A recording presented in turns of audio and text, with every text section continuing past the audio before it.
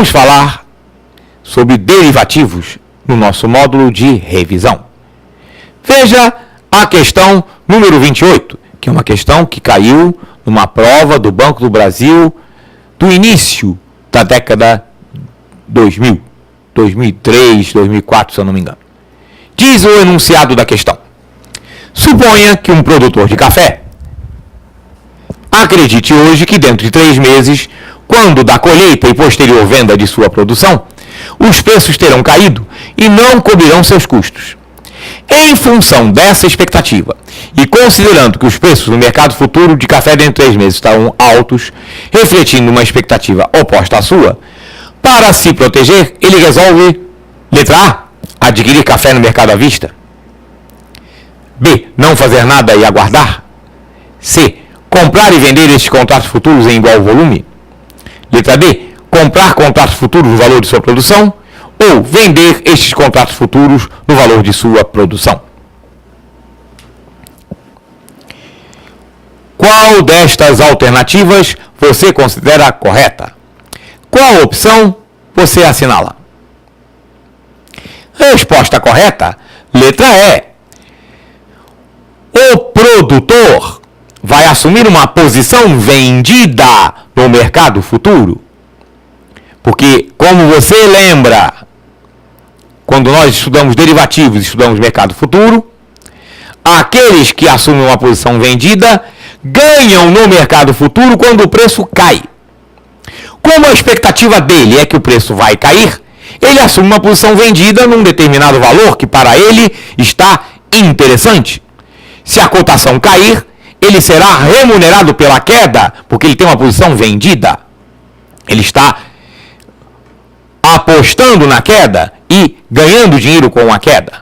E aí ele vai compensar no mercado futuro um eventual prejuízo que ele terá no mercado à vista pela queda do valor de sua produção.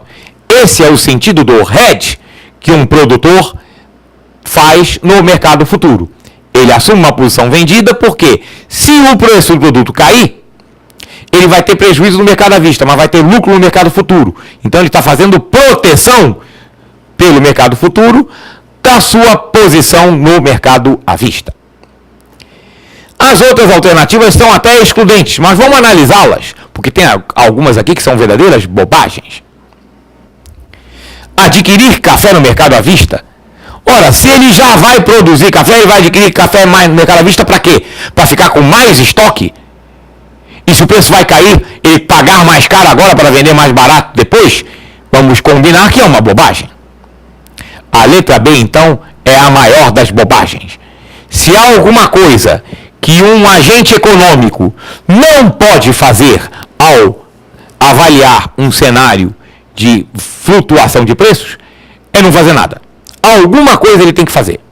Ele tem que tomar uma iniciativa para se proteger. Porque senão ele vai ficar exposto ao risco de desvalorização da sua produção, ao risco de perda financeira. Então a letra B é uma bobagem. A letra C e a letra D falam em comprar contratos futuros.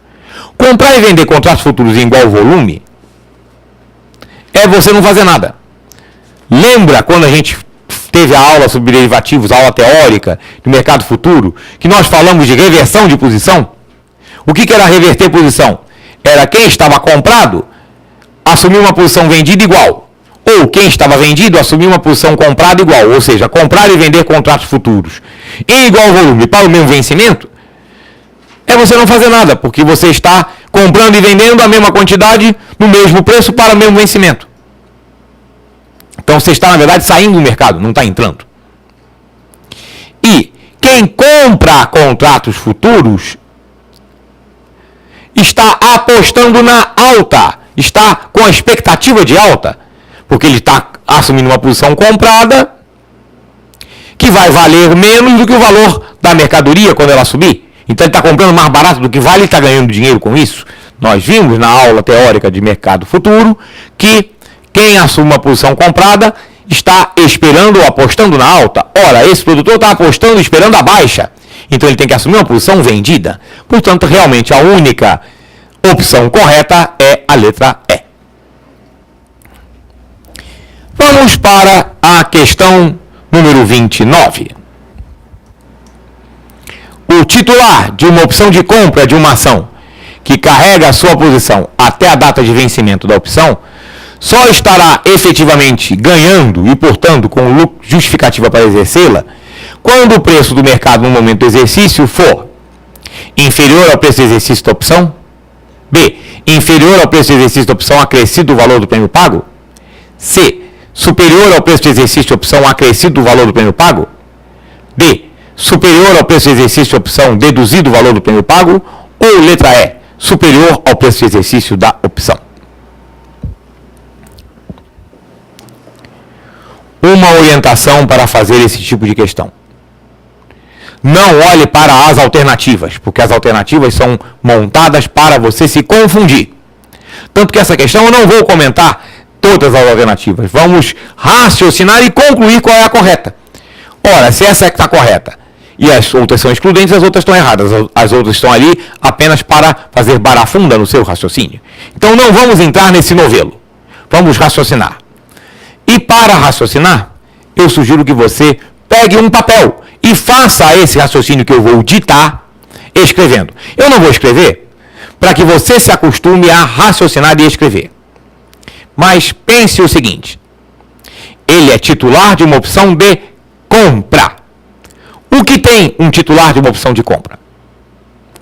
Direito de comprar. Ele é titular de uma opção de compra. Ele vai ter o direito de comprar aquele ativo objeto por um determinado preço, preço de exercício. A questão é capciosa, porque ela fala em efetivamente ganhando. Ou seja, quando o titular tem lucro. E quando é que alguém tem lucro? Quando recebe mais do que gasta. Ora, o que um titular de uma opção de compra vai receber? Ele vai receber o preço à vista, porque ele pode exercer a opção e vender a ação imediatamente, pelo preço à vista. Então, o preço à vista tem que ser maior do que tudo que ele pagou. Ele já pagou o prêmio. E, caso exerça a opção, vai adquiri-la pelo preço de exercício. Portanto, o que ele pagou? O prêmio mais o preço de exercício. O que ele vai receber? O preço à vista. Portanto, para ele ter lucro, o preço à vista tem que ser maior que o preço de exercício mais o prêmio. Se for igual, ele não tem lucro. Se for menor, ele tem prejuízo. E por isso que tem a pegadinha na questão, é a única que eu vou comentar, além da correta. Já verificamos, portanto, que a resposta correta é a letra C. O preço à vista, o preço de mercado, tem que ser maior, superior do que o preço de exercício, que é o preço que ele vai pagar para exercer a opção, acrescido, somado ao valor do prêmio pago, que ele já tinha pago antes. Então, se o preço de exercício mais o prêmio for menor que o preço à vista, ou, que é a mesma coisa, o preço à vista for maior que o preço de exercício mais o prêmio, como diz a letra C, ele estará tendo lucro. A letra E é uma pegadinha. Por quê? Porque se o preço à vista for maior que o preço de exercício, o titular pode exercer a opção, e normalmente exerce. Só que ele não exerce com lucro. Ele reduz prejuízo. Porque quando o titular não exerce, ele tem prejuízo. Qual é o valor do prejuízo? O prêmio pago. O titular tem um limite para o seu prejuízo em qualquer hipótese, tanto na opção de compra quanto na opção de venda. O limite máximo de prejuízo do titular é o valor do prêmio que ele pagou. Porque se ele não exercer a opção, porque se não for interessante para ele exercer, ele perdeu o prêmio. Então esse é o prejuízo máximo. Quando o preço à vista é maior que o preço de exercício, mas não é maior que a soma do preço de exercício mais o prêmio, o titular pode exercer, mas ele vai ter prejuízo, só que ele vai ter um prejuízo menor. Ele vai estar reduzindo o prejuízo. Escreva nas suas anotações que você está copiando para fazer esse raciocínio um exemplo numérico. Suponha que o titular pagou R$2 para ser titular de uma opção de compra, cujo preço de exercício era R$10. Suponha que o preço à vista está em R$11. Ora, o titular, se exercer, ele terá prejuízo de R$1, porque ele pagou 12, 2 mais 10, por algo que vale 11. Só que é mais interessante pagar 10 do que pagar 11. Se ele pagar 11, ele terá um prejuízo maior. Ele não... E aí seria uma bobagem. Por que ele pode comprar por 11 se ele... Por que ele iria comprar por 11 se ele pode comprar por 10? Mas neste caso ele não está tendo lucro, ele está reduzindo o prejuízo. Ao invés de ter prejuízo de 2, se ele não exercesse, tem um prejuízo de 1, porque é 12. O 2 do prêmio mais o 10 do preço de exercício, menos 11 do preço à vista. Se o preço à vista superar 12, ele terá lucro. Se o preço à vista for a 15, ele pagou 2 pelo prêmio, pagou 10 pelo preço de exercício. Então ele pagou no total 12. Mas a ação vale 15, então ele pode pegar aquela ação que ele gastou 12 e vendê-la a 15, terá 3 de lucro. Por isso é que a única opção que responde ao comando da questão de forma adequada é a letra C, porque é a única situação em que ele tem lucro. Na letra E, ele exerce também, mas exerce para reduzir prejuízo, não para obter lucro. Então ele não está efetivamente ganhando. Atenção para essa distinção que é sutil e que derruba muita gente. Vamos então para a questão 30.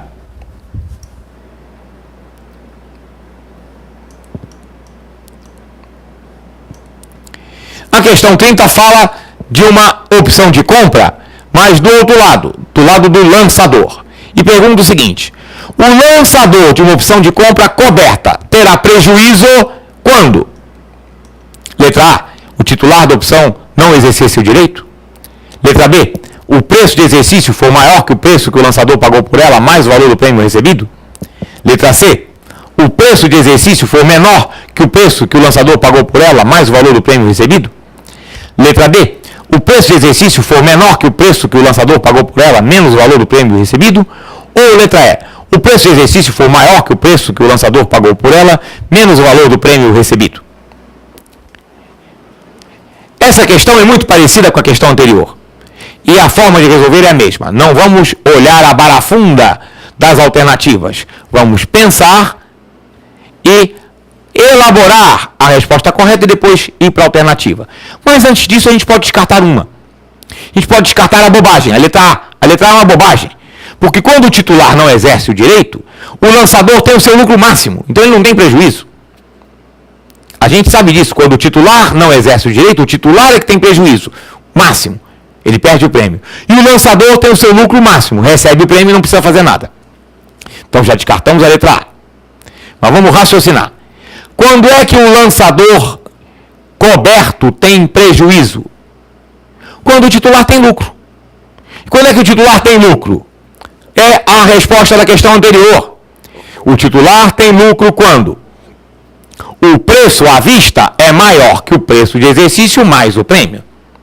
Só que aqui a equação está exposta de forma invertida. Está em relação ao preço de exercício.